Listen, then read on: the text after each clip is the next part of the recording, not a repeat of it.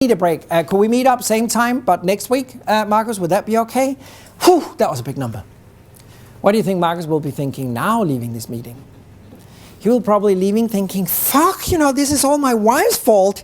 She was the one who wanted the new fur and the new Porsche model and everything else, and she told me that I should have more salary than I had before, and this is just, I ruined the whole opportunity.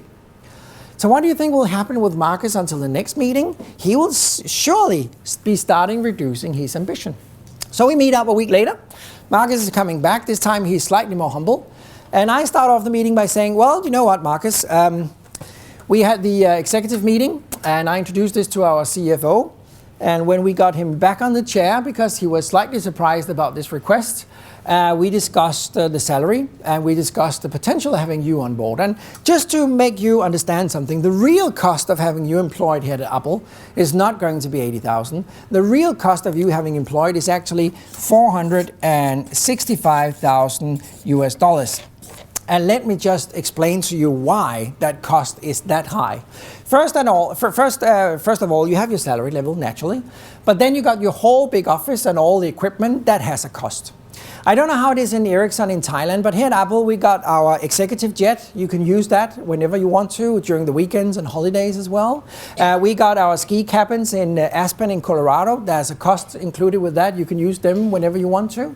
We have our villas in the Caribbean. You can use them whenever you want to. You have your secretary, 22 years of age, with the short skirt. You can use her whenever you want to. She's available during weekends and holidays as well. We have the pension plan. We have the everything else. And when you add the whole thing together, Marcus, suddenly this is the cost of having you on board requesting this salary. But even though you're quite an ambitious guy, we have a proposal for you, Marcus, and that is we want to do a 6-month trial period. If you every month can actually increase the outcome of your budget in your department with this number here, if you can do that, then we will be happy actually to continue this salary level with you. That'll be fine. But after a 6-month trial period, Marcus, if you're not achieving this improvement, well, I'm sorry, but then we will have to reduce your salary level because you have not achieved what we would like to achieve. Now, guys, what would be our response to a request like that in a negotiation? If there's a downside to something, what's the upside? Exactly, what's the upside? So how would you phrase this in a negotiation? When I'm saying I would be reducing something, how would you then ask a question in negotiation? Sure. If I actually improve my budget, how do we share that additional profit I'm going to get? Okay.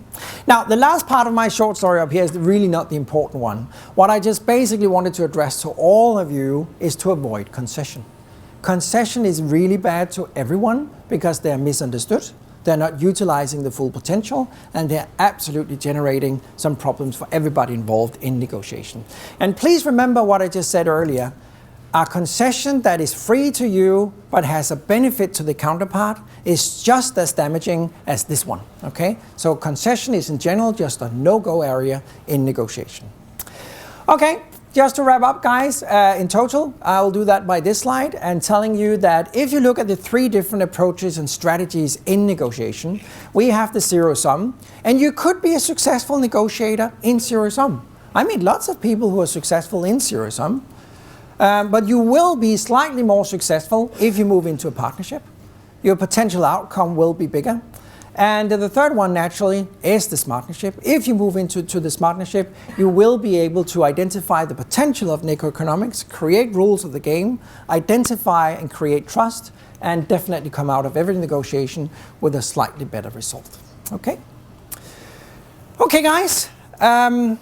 It's been a long few hours here, and I just want to wrap up with, there might be hundreds of questions because we've just been scratching the surface on the whole thing. As mentioned, the whole Smartnership concept is mentioned in my new book, and you can get it if you want to at the booth tomorrow out here. But I'm here today and tomorrow, so thank you for your attention. It was great, and I'll be seeing you tomorrow. So thanks for now. It was wonderful. Hope you enjoyed it. Thank you.